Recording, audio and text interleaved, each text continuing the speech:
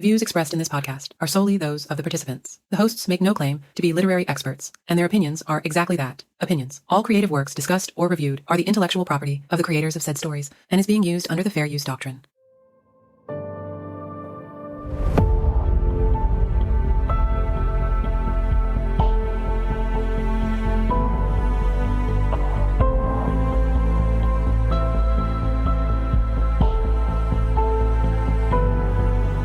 Hey, and welcome to Of Swords and Soulmates, a podcast where we discuss romantasy stories. I'm one of your hosts, Mari, and with me I have Kelly.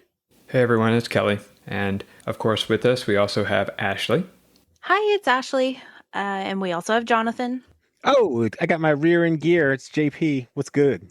All right. So today we're going to go over a few little discussion news bits, and then we're going to review a book for you. The book we're going to be doing is The Liar's Crown, which is part of the Dominions trilogy by Abigail Owen. But before we get into that too much, I wanted to talk a little bit of news and tidbits and things that are happening. First thing I saw was that Holly Black, she wrote, it's called the Folk of the Air series, but in my head it is always and forever the Cruel Prince series. That's what I always think of it as. The Cruel Prince is the first one. She also wrote the Spiderwick books, which I didn't read. They're for younger readers. But she has a card game coming out based off of the Crown of Elfhame, based off of like her books. It's called Enemies and Lovers, the Crown of Elfhame. And it's a Kickstarter based thing where you can join it and help support it so that they can go ahead and produce it. It looks fun. I like games.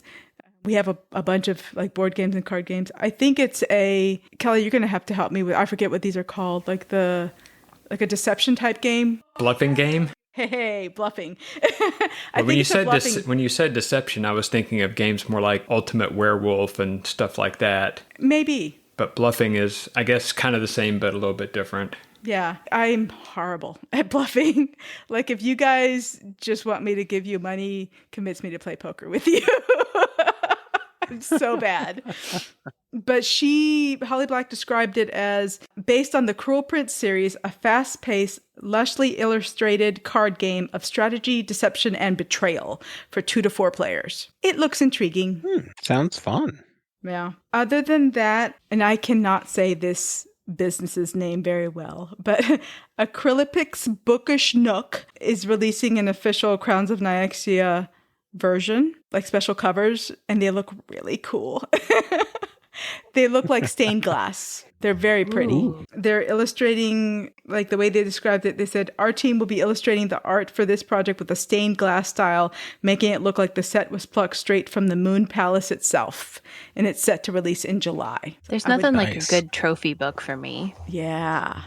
I think you need that, Ash. Oof. It was a good to be fair, since it was on Kindle and Unlimited, right? I didn't pay for it. Mm-hmm. So in theory, this would be the first time buying the books. It seems justified. Do it. So the Crowns of Niaxia, those were the books that we talked about before that were... like vampire books? Yeah, it's Carissa Broadbent. Right, okay. Yeah, I know. We're talking about them a lot right now. There's just a lot of news that's coming out because they were independently published and then they got picked up for like traditional publishing. So there's kind of a lot of stuff coming out on them over these past few months. The last bit of news I had was actually about the Dominions trilogy, the one that we are reviewing today. It's a trilogy, so there are 3 books. We're reviewing book 1, but book 3 is set to come out this year on November 12th, and it's called The Shadows Rule All. Ooh, interesting title choice. Mm-hmm. Hey, are we planning on like doing all 3 books this year? I mean, we can. I will probably read all 3. Well, I think that we could read all 3, that's fine, but we weren't going to review all 3, except for maybe just in passing we could mention it, but the point was to try and read books by the authors that were going to be at the Romantasy Book Convention in October. I mean, I think once we all read them, if we want to, maybe like after November when the 3rd one comes out, we can talk about it. Even if we just mention it, I'm fine with that. At least I plan to read all 3. Ash, were you thinking about reading all 3 or? Yeah, I think as we dive into this episode and kind of talk about the events that occurred in book 1, it almost makes it hard not to want to know what happened next. Mm-hmm. So I think for me, I'll need the closure eventually. Exactly. I'm actually like perusing her website right now. She has a lot of books coming out this year, actually. She does, yeah. Whatever deal she signed, it was for the whole world. So book 3 comes out in November. She's got a whole new book coming out in September, and then a series that's releasing. There's like 2 that come out in July and then 2 in December. So like she's busy. Abigail Owen she's found her muse. She's getting it done. Like working hard.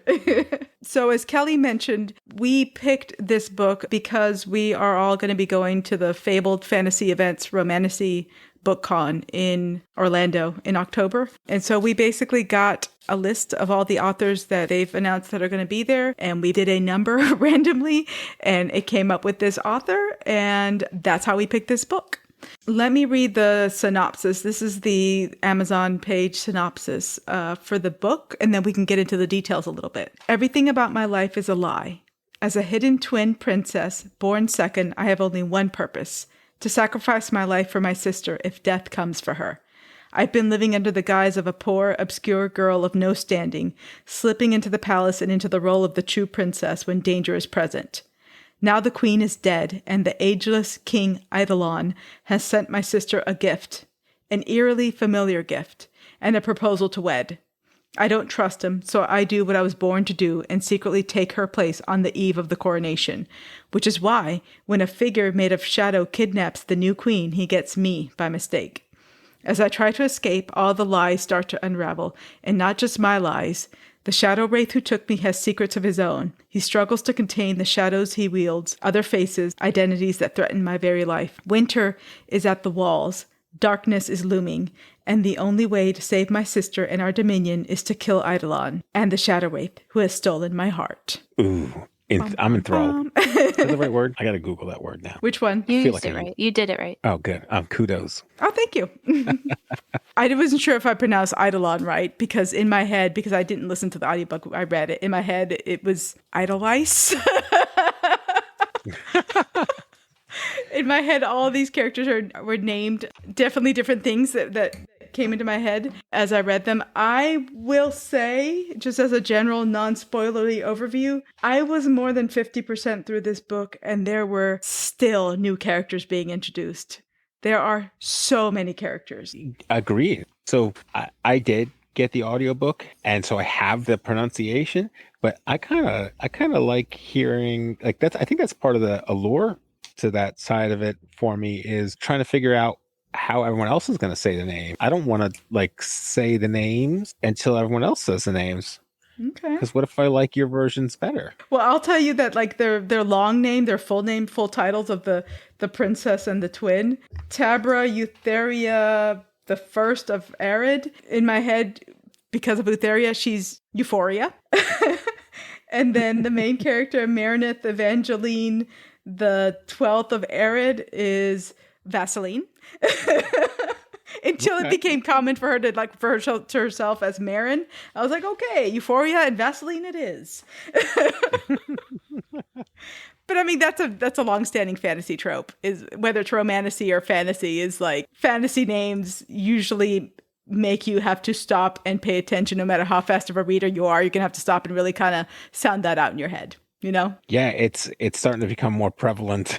The more we read, the naming convention for these characters is kind of like, is definitely counter to me. There's no Bob. Nobody's sitting we're not talking about Sarah over here. Yeah. They're all, I think maybe Voss, because his nickname is Voss, is probably one of the common ones, and Horace. Like those are the two that were like, okay, those are names that I think are more, I've heard them in other places kind of things, you know? Ashley, are you going to confess that you made me? I was not. Okay. All right. Okay. I was just checking. I'm gonna out you then, since you're not willing to confess. Yeah, Ashley made me. Ashley made me play the book at speed so that she could learn. Is she a handmaiden, or is she just a servant? So she could learn the pronunciation for her name. So without getting too far ahead of ourselves, it was just interesting. She's like, I can't sleep till I figure out how to say this name. I mean, my brain had very much decided what it was going to call her. I knew instinctively that it was incorrect. So yeah, in my head, I knew that one was not accurate. The others I didn't struggle too much with, but yeah, the handmaiden, the one that dresses Tabra, preferred one, I guess is safe to say. Her name did not compute for me. My brain was not connecting all of the consonants. I think in my head she was Achilles, but I have no idea how correct that is. Like, well, no, very much that's what I said. Isn't that what I said? I said I'm pretty sure it's Achilles, and I think he finally he told me what it was, and I still don't remember. Oh, Kelly, how did you hear the name in your internal monologue? I believe I was thinking Ackles. okay. Oh, all right, I think Kelly's closer. Ackles. Oculus? Okay. Yeah, that's how they pronounced it. I'm at a bit of a disadvantage because I haven't seen the names spelled, so they speak them. So for a while, the Shadowraith, I couldn't tell if they were saying the Shadowraith or the Shadowraith, or it was interesting. It's interesting now for me to see it spelled out, and the king's name is definitely interesting as well. I think having those two, like the spelling versus the pronunciation, like I would have never. I mean, when I saw Shadowraith spelled out, I was like, yeah, that makes sense. Sounds good to me, or looks good to me. When I hear with my eyes, it looked good to me. Yeah. The problem with this book, not getting into any of the spoilers, is the names of the characters give away a lot. So you had Cain, which immediately made me think of biblical Cain, right? What's the tale of Cain? He ended up wandering through the desert after what he did to his brother, right? Mm-hmm. So you had Cain, the desert wanderer. You have Eidolon, the big bad guy, right? Which is, from ancient Greek, is a specter or a phantom. You had the Tabra's handmaiden, Ackles, which was, going back to Greek mythology again, was the personification of sorrow. So there's a lot of name play in this book where if you know some mythology, or have an idea of what's going to happen to the character. Oh, the only one I knew from all that was Cain, like the story of Cain. I didn't know the story of the other. Every time they said Cain's name, I was like, oh, Cain and Abel, Cain and Abel, Cain and Abel, Cain and Abel. But I didn't get like Cain and Abel vibes from him. I mean, so like going into the wandering side of things, cool. I definitely didn't get like the murderous, where's my sibling? Gotta like put a stone on his face kind of vibes. If that's a vibe you can get. Like if you got that vibe, if you're sitting next to somebody and you get that vibe, you should probably leave. Yeah. Create space, or only let them have pillows. No rocks for you, sir. So without, going into much detail, just general non-spoilery star rating before we get into the spoiler section. What would you guys give? How many stars? Me first. It's a 3. I'm sorry. What? Could you repeat that? Did you? You mispronounced 4. It's a 3. It's a 3. I was entertained. I appreciated the concept of the dominions, right? And I don't want to say simplicity as in something derogatory, right? Like, not that she didn't work really hard writing this book, but I appreciated the names of the dominions being something that I could very easily potentially identify in my brain. I think of myself a little bit as a dumb reader. Like, I'm here for the entertainment. I'm not here to try to figure things out all of the time and try to predict what's coming or what's going to happen in the future. So I felt that the imagery was decent. I had a feel for the places that she was describing. I had a feel for most of the characters. I don't think I stayed up until 3 a.m. reading, but I was excited, to read the next chapter. So it was a 3 for me. Kelly? This was, I think, a 3. There was some interesting things. Like Ashley said, I appreciated some of the interesting world building thing, like the different dominions and all the dominions being separated, which made some interesting stuff for the story. But there was also, I think, a few stumbles, a few cliches that made me kind of like do the whole type thing. But overall, I think it was a 3. It was an entertaining book that had some problems. Yeah, what about you, Mari? I think probably 3.5. I was not thrilled by the character development, but I did enjoy the world building. I plan to read the next book because I enjoy, I want to know what happens in these dominions and in the world and in the politics and the machinations that are going on. And I'm also interested in the magic system, how all that works. So I'd say 3.5. Jonathan? Oh man, I like this book. I think this was a 4. I thought the imagery was really well done as I was like going into the story. I could really feel the environments, the characters, the different personality types, etc. As I engaged with the book, it kind of made me feel like I was getting into it. I liked it. It was a little bit faster paced and I enjoyed that. So yeah, I would give it a 4 for sure Okay. overall for me. Yeah. All right. Kelly, you want to give the spoiler warning? Sure. So I think from this point on, dear listener, we will be going into spoilers. So if you do not want to be spoiled, then you can fast forward this podcast to the end or stop it and come back later after you have read the book. Or if you don't care about spoilers, then keep on listening. All right. So going into a little more in depth. For me, like I said, I thought like the magic stuff was kind of cool. How it was like potentially physical based, like sand or water or whatever, or like the soul or the mind stuff. That was kind of neat, like different kinds of magic.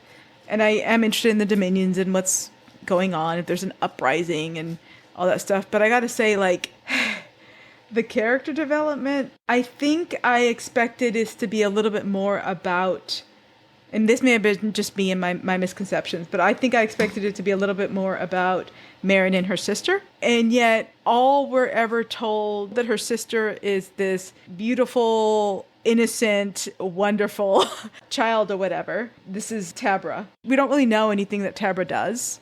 We don't really get a lot of experiences of what Tabra does. And it made me like think about that Marin doesn't get to spend a whole lot of time with Tabra. She doesn't live with her. Like she goes in to like replace her when she has to. I don't feel like they grew up together or had this huge sisterly bond. So it makes me wonder how much of what we're hearing through Marin's head that Tabra is, how much of that Tabra actually is. You know what I mean? Like I think we're getting a unreliable narrator viewpoint. And I don't feel like I got a lot of personality out of a lot of the other people. Like the Shadowraith Revan or whatever is interesting. Like he's got some depth to him, you know, considering that he has some memory loss or whatever. So like he isn't fully fledged. There's a lot of his existence that he doesn't really understand. But the only other character that I thought was kind of developed was, and I don't know if I'm saying her name right, Zia, the blue girl, the one who can't, when she opens her mouth, it's like incapacitating to people. I thought she was kind of interesting, but a lot of the other people kind of blended together for me. Interesting. Very interesting. As far as like character development, I felt like going into it, the story was always going to be about Marin. And I really did think that Tabra's role in the book was a placeholder or a misguided target. Like they pulled the old switcheroo. Like Revan was like, hey, I got the right one, and then turned out to be the wrong one, but still the right one, which was real cool. And there was some like the sand nymph had that little underhanded move. Felt like as this trilogy evolves, it's going to. I think we're going to go on to a deeper journey. But through this first book, I put Tabra into this box of like this. She's just along for the ride. She has never really had or known anything other than a princess's life, a guarded, safe, well cared for life. I can have what I want. And now she's kind of she's being manipulated, right? As far as the magic, I liked the world building. I was caught off guard a little bit by the emo boy, but I like this concept of the amulets and that maybe they're almost like this magic wand that has yet to be, there's hints of that connection throughout the story. I guess like overall in that character development side of things, I thought it was well laid out and that they're living up to how like the perception. Everyone has something to contribute to team as a whole, whether it's Marin or Revan or even Kane, right? They all have something to contribute to the goal towards the finish line.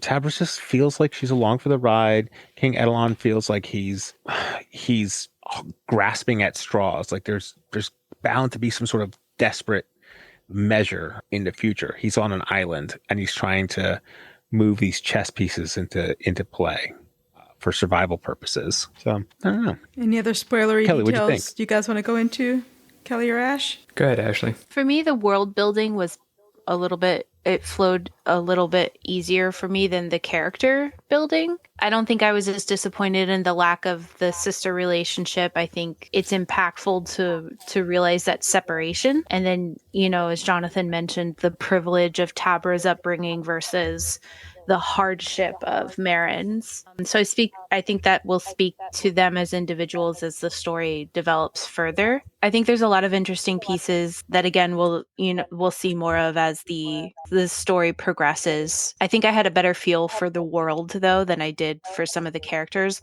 Although Mari, to your point, I want to know more about Zaya, if that's how maybe it's Tazaya, but she's the Lou for me. Yes.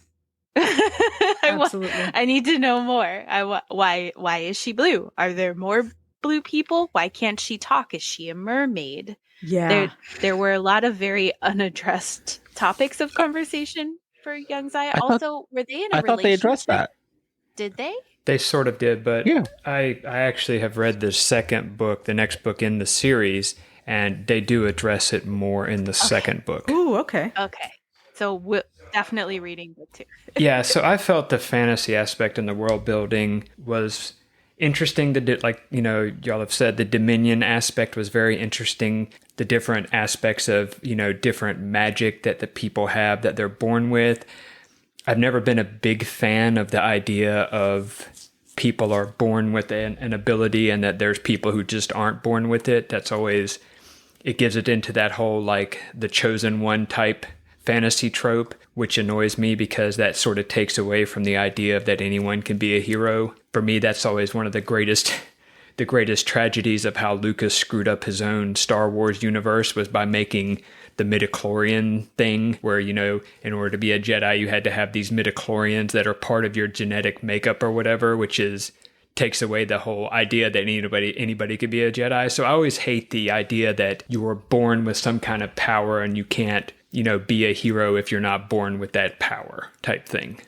And unfortunately, we see that every main character in this book has one of those powers. Mm. To me, that takes a little bit away from it. That's interesting because I know, Kelly, you get tired of like tropes or things that have been done before. For me, I think it's because I like fairy tales and retelling so much. I don't mind tropes. Like, I don't mind if it's another Beauty and the Beast retelling, I'm okay with that. If you can make me be interested in it, it doesn't have to be like the concept doesn't have to be interesting if it's well told. When we get into character development, I don't think there was a whole lot of character development, which was, there's more in the second book. There's definitely more character growth and development in the next book. But this book was sort of hampered. But again, it gets back to the author did a lot of playing with names. Like if you knew anything about these names and what they could signify, you had a pretty good idea of where this character was going to go. Like I had said earlier in the spoiler-free section, you had Tabra's love, Echolis, being, from Greek mythology, the personification of sorrow. She can't have the person that she loves, right? Because the person she loves is a princess, so she's living a life of sorrow, essentially, right? You had Edelon, the big bad guy, who from Greek mythology is a shade or phantom, and we find out that's exactly kind of what he is. So you kind of knew that. We had, we talked about the idea of Cain, and we talked about even Tabra's name is classically associated with a gazelle. And what is a gazelle? Food for the lion, right? And then even Mirren, her name kind of comes from, again, the variant of Latin talking about sorrow and bitterness. And she's sorrowful and bitter about being the spare. I mean, it's a direct correlation to the whole idea of the second prince, the second princess is the spare, right? Yeah. It's just interesting that, if you had some interesting insight into the characters just based on their name. Yeah, and I think that it felt like she had some help along the way. Like maybe she had an advantage. So some things kind of strayed from the tradition. So on the day of their birth, the sand nymph was like, "Hey, whoop, hold on, pump the brakes. Let me move over here and flip the script on good old King Edelon, right?"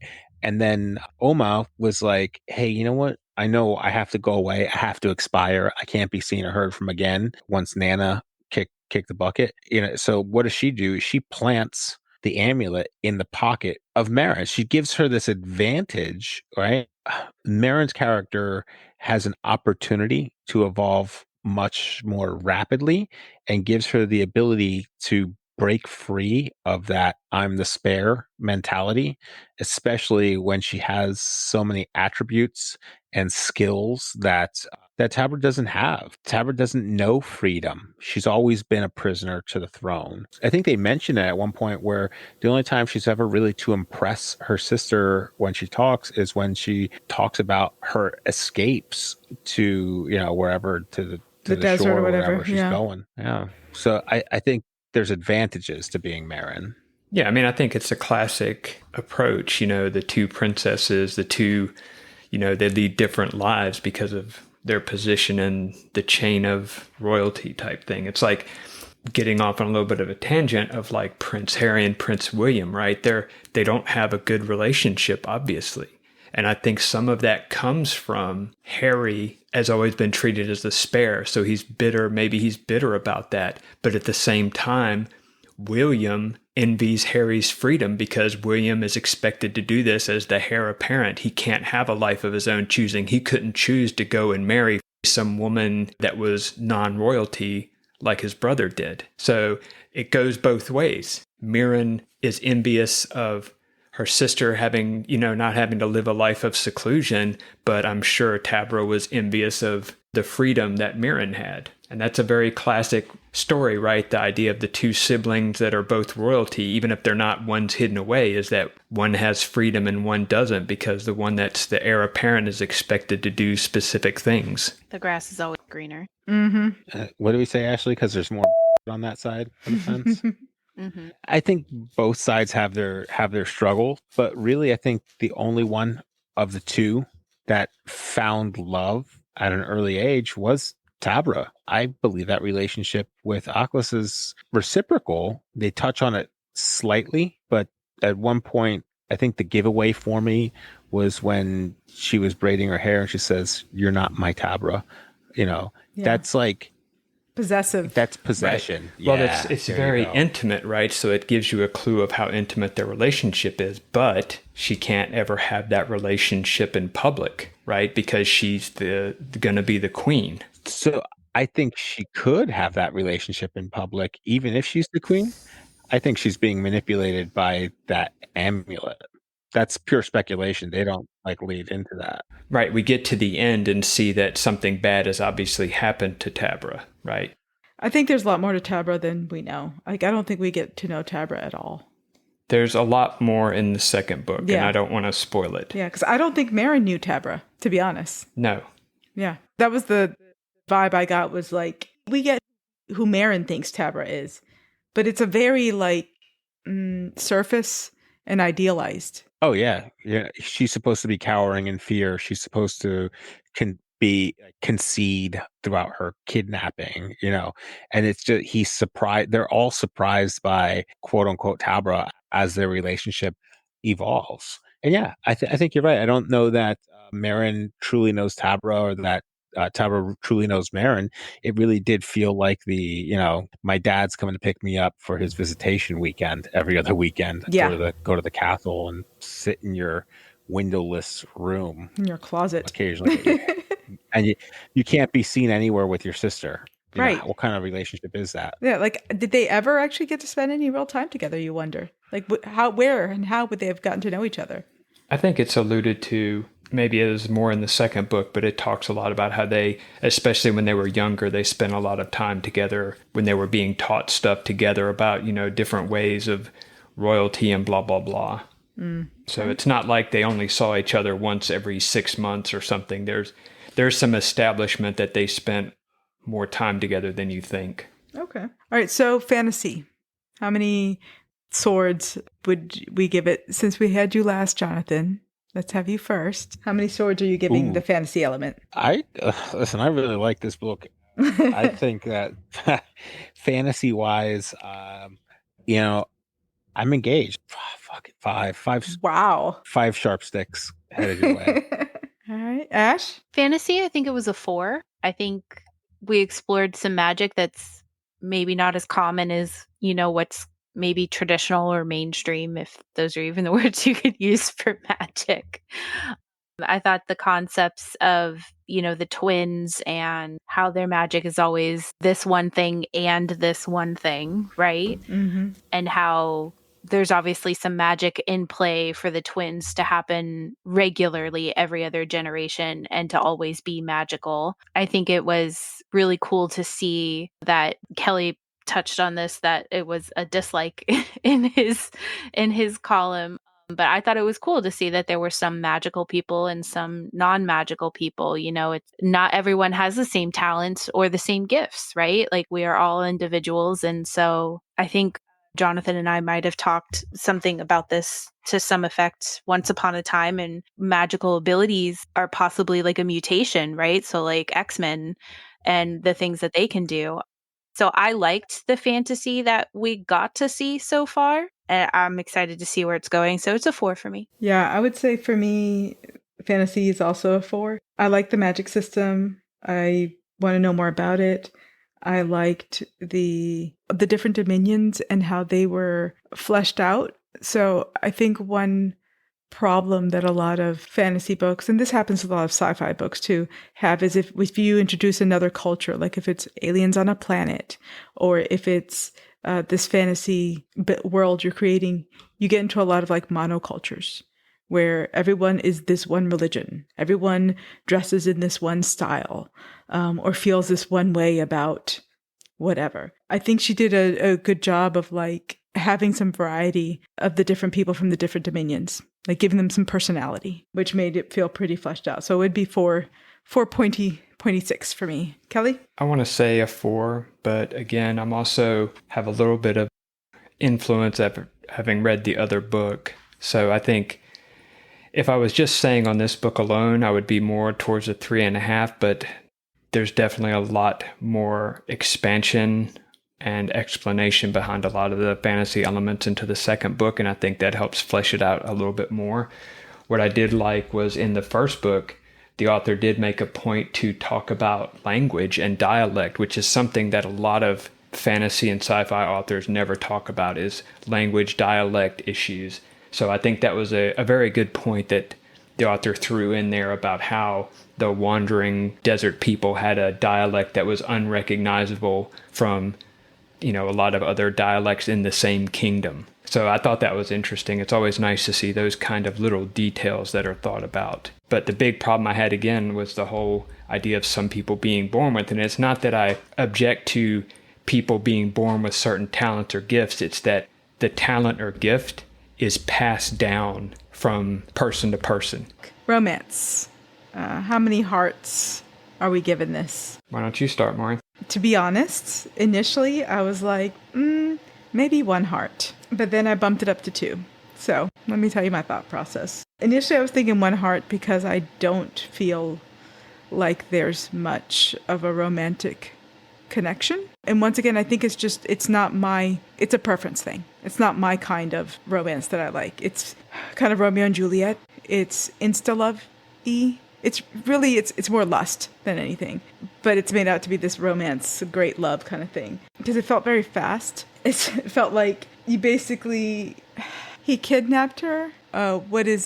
Stockholm syndromed her into liking him. But then I thought about, I think multiple times throughout the book, they basically sacrifice themselves for each other. Those were acts of love. So that's why I'm bumping it up to 2. Ash? It's a 2. It felt very like shy and high schooly love to me.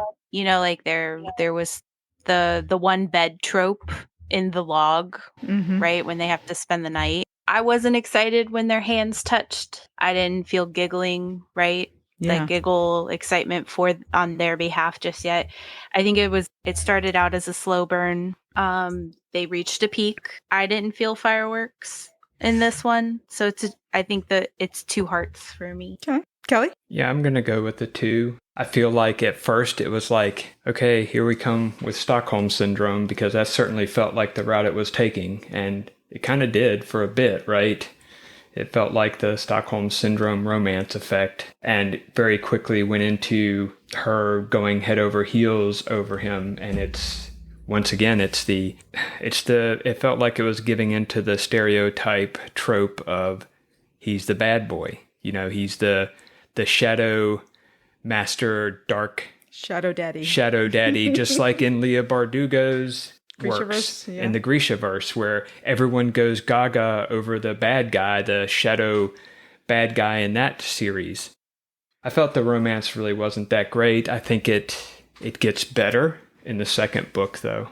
I think there's a little bit more of the more defining of the romance.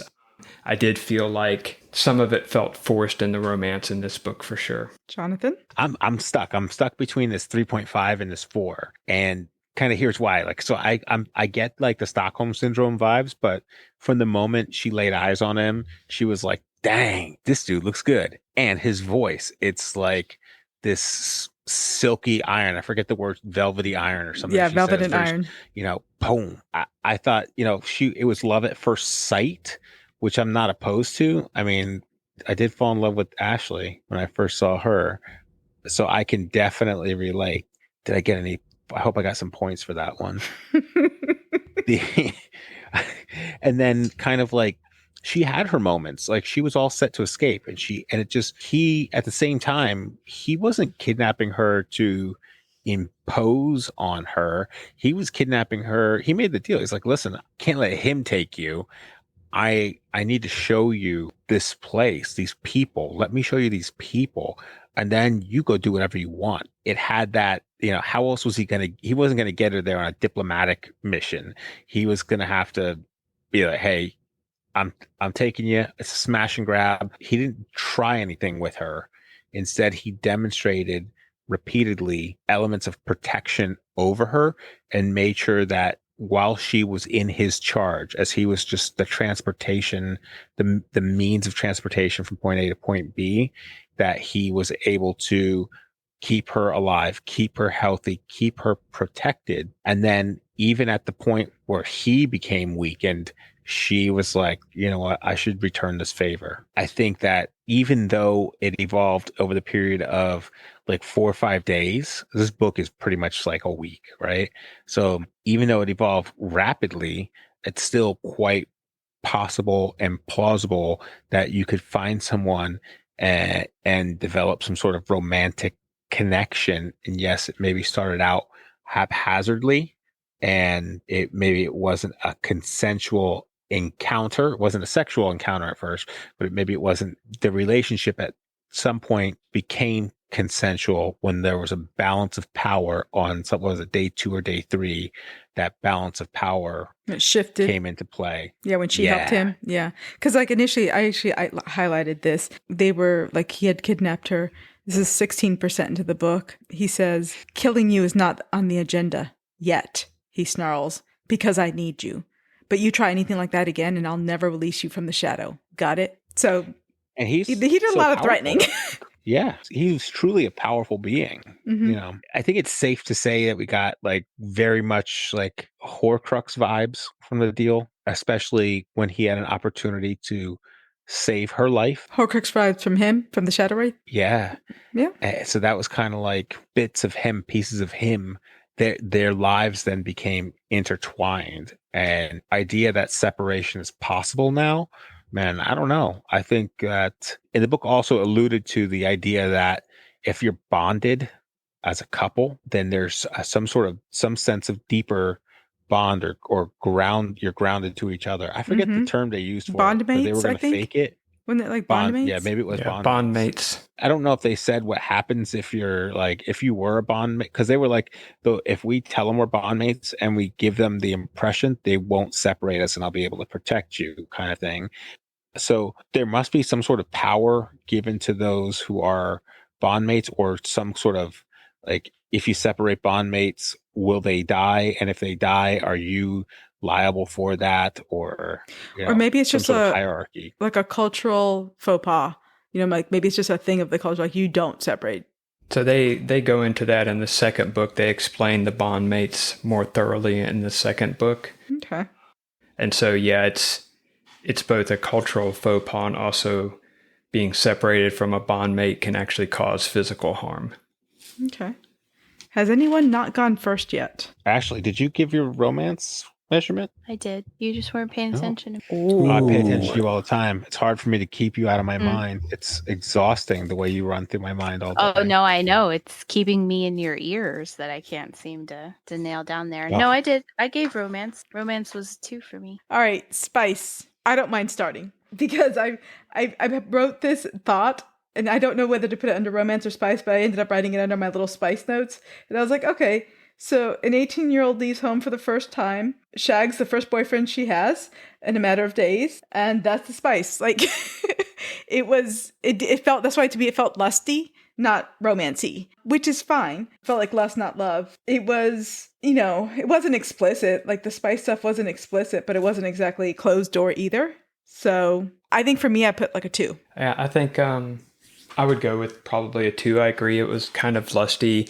I felt it was definitely like the, 18-year-old bangs the first boyfriend she has vibes. There was a little bit of, I guess, some attempt to be descriptive, talking about how he handles her gently, like she's one of the glass flowers that he doesn't want to shatter and all that stuff. But what amused me the most was, and I'm not sure how this equates to the page number, but she actually says at one point, it wasn't that good of a kiss, which like all I could think of was what we talked about the last episode. It was channeling Evie from The Mummy. It was, for heaven's sakes, girl, it wasn't that good of a kiss. Trying to convince herself that it wasn't. Yeah. Which I thought was amusing. Absolutely. Jonathan? Oh, spice. Your favorite subject. So that one, that fire chicken thing that was, what did they, the whore hawk? What was she called? The one that was like getting off on eating when they were stuck in that tree. Like that was the first element of spice. Like she was like the harpy? climaxing as she, yeah, she was like climaxing as she was eating whatever animal, right? So I was like, did the audiobook have sound effects? It did not go into that, but she was like, you could hear like her thoughts where she was like, yeah, okay, man, I'm familiar with a woman making it this far into their evening because of where I grew up. But like, this is like a whole nother level. Like, come on, finish up, get out, that kind of thing. So I was like, dang, that's interesting. And then there was this like dry spot, right? So like this whole, all this stuff was going on. There were some undertones, like he was close to me, or I could feel him, and like you knew it was going to get there. But then when it got there, they have these lightning sex portals on their body. Like if their scars touch, like weird shit happen. Come on, what kind of sex is that? That's like off the charts. It's a like light show sex. Yeah, that's what I'm saying. Like that's what I envision. Like, like sparks literally flying because their skin bumped in the right place. Like pow, and then all of a sudden, like they can feel what each like other's feeling. Yeah. Right. Yeah. I was like, hot dog. That's the way. Ashley, don't get any ideas. I don't have any way to do that. Like we could light a candle. That's as close as you're gonna get. But like the imagery that I got in my mind was that the scars were maybe like on like a wrist or something like that, and it's this like bluish gray or like this like purpley kind of scar. It's like fresh, but not, it hasn't been there for years. And their pathways for a transfer of power, a transfer of energy, a transfer of passion. And I was just like, yeah, they need to get a little bit more into that. Some of that is, yeah, okay, maybe the kiss wasn't that great, but there's no way that he could be fully present in that moment to have some real spice. He's sexing her up with one arm behind his back. Mentally, he's got to fight back the other layers, right? And contain the evil eidolons. At the same time, he's got to be like, let me show you, let me put my poems in you. So spice, I'm gonna give it 3.5. Okay. Because of the bird. The bird is that half point. The bird was the half point. Wow. You don't want to know more about that bird? You're into Lou the goat, but you don't want to know more about the howling harpy. You don't want to know about that? The climaxing canary? You don't want to know about that? I mean, I think the climaxing canary would have made for really great like TV, like movie. Do I want to know more about it in my book? Probably not. What does this bird look like? I wish they would. Okay, like so if it's like there's like a harpy, I want to say it's called a harpy eagle. That's a real thing. It's just a large bird. But there's also like harpies in mythology. And I just sent a picture. It's basically a mix between like a person with wings and bird like legs. Whoa. Mari's sending me porn chickens now. No, that's what a harpy is. Oh, okay. So moving on. Then the last little bit would be the cover. What did you guys think about the cover? I have feelings. What's your feeling? I have feelings. I have feelings because I Googled it, and I think there was actually what you probably saw with the actual like floral and the crown and the skull is like a newer version of it. Oh. And I found what I think was the original, perhaps. Oh my gosh, is this another 5 covers issue? Yeah, this seems to be our rabbit hole. But when I click on it, it doesn't let me, like, it leads to Barnes & Noble, but then Barnes & Noble pops up with the new one. So I was like trying to find something that I could share with you guys because the one that's on like my Google search is blurry. But I think it's okay. I don't love it or dislike it in any way. I think it's very pretty for a bookshelf. I think it is an appropriate book trophy. I like the symbolism. I'm kind of wondering where the skull comes into play, but maybe that's to come. I liked it. Do we rate the book covers? I forget. Yeah, just like how well you thought it related to the story. I mean, relation is relative. I think it's a 3. I really like the cover. I love skulls, especially like give me a skull and flowers and make it pink and then make the whole thing look like embroidery, like it was embroidered on. Beautiful. Like I think it's beautiful. Let me backtrack. I'm sorry I didn't say. The cover is done by Elizabeth Turner Stokes. She also worked on the Fourth Wing covers. A+, Elizabeth. Yeah, Abigail Owen, or Owen, singular, I'm sorry, is Red Tower, right? So she's the same publisher as Fourth Wing, yeah.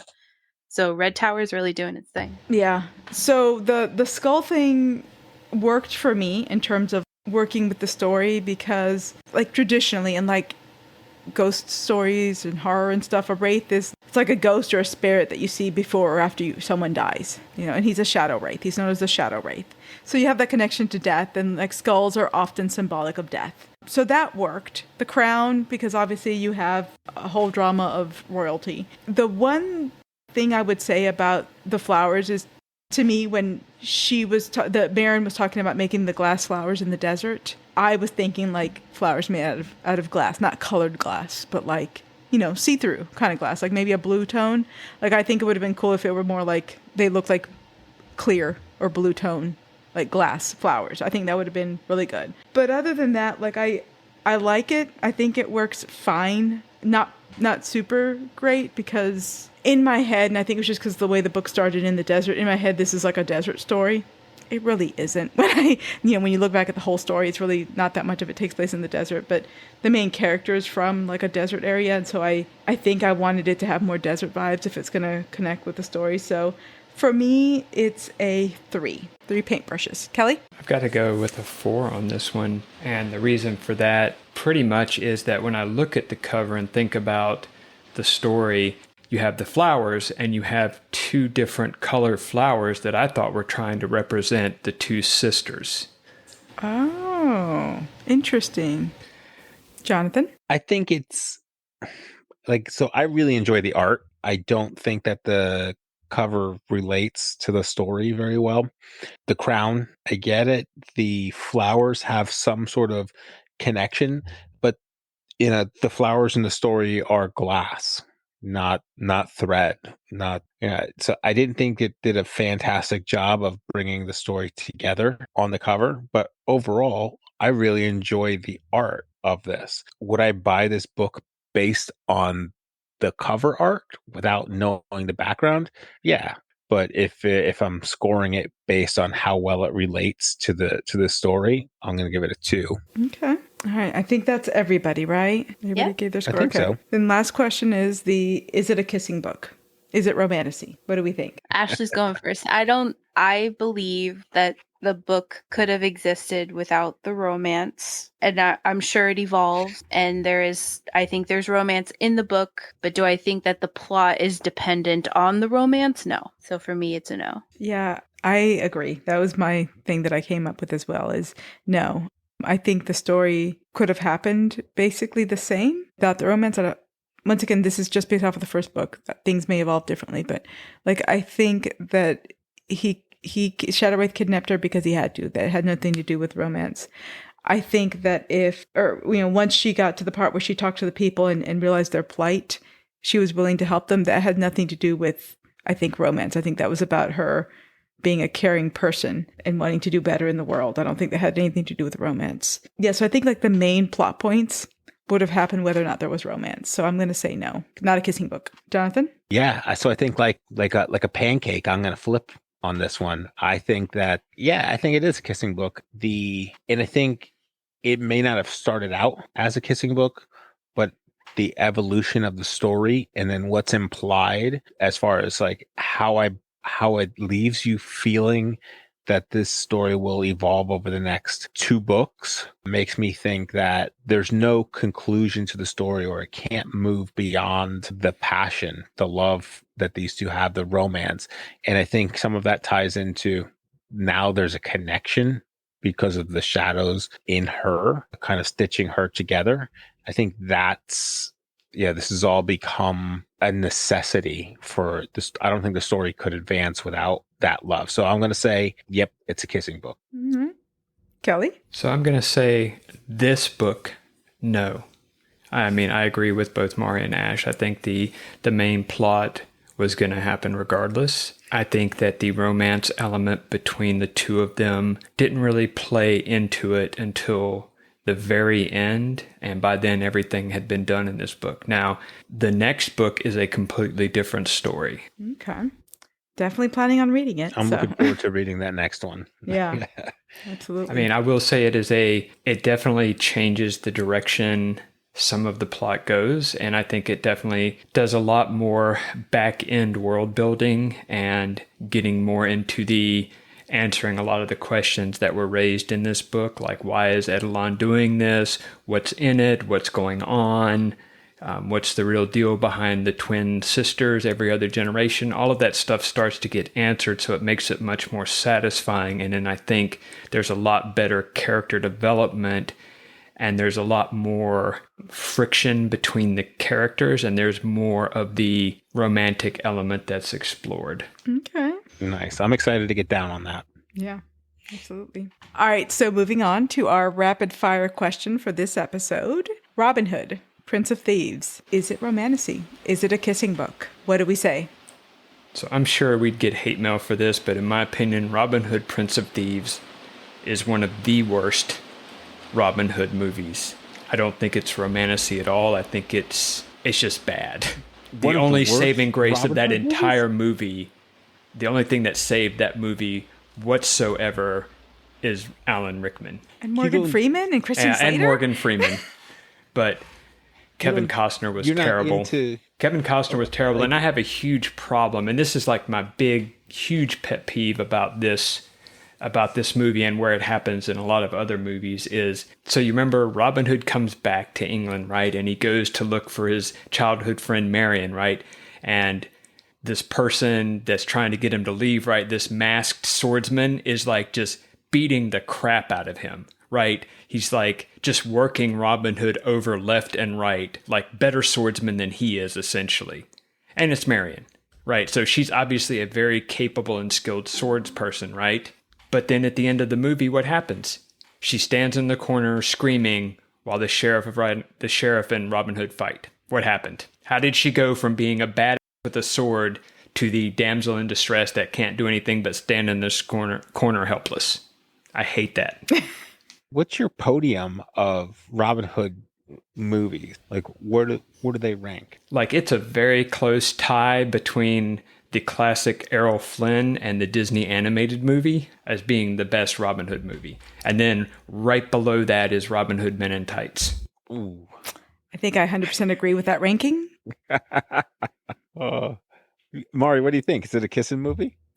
I don't think it is. Like kissing movie, right? Yeah. Yeah. From what it's been a while since I watched the movie, but I watched it several times. I watched it at the movie theater. From what I remember of it, I think everything would have happened. I think, regardless of the romance. That's why I don't think it's necessarily a kissing book. So I would say there's romance in it, but I don't think it's like if you took the romance out, would the plot fall apart? I don't think so. So I would say it is not a kissing book. This is an it's a toss up for me. I could go either way, right? On one hand, I could do something really out of character and just agree. What fun is in that, right? So yeah, let's just I'll stick to my script. I think I'm going to go with it's a kissing book. But here's why. I think that the motivator is Maid Marian, that connection between Robin of Locksley and Maid Marian and how that needs to shake out. I think Kelly's right though. I think it was Kelly who said it about Alan Rickman, because the only line, like if you were like, hey, say a line from that movie, it's Alan Rickman's like, it's dull, you twits, it'll hurt more. Yep. Like that's like, like cool. Classic. I don't think as a kid, I don't think my brothers and I could get into an argument that involved the spoon without that line popping out of our mouths. In terms of if I do have to disagree about the podium. I didn't like the animated version super well.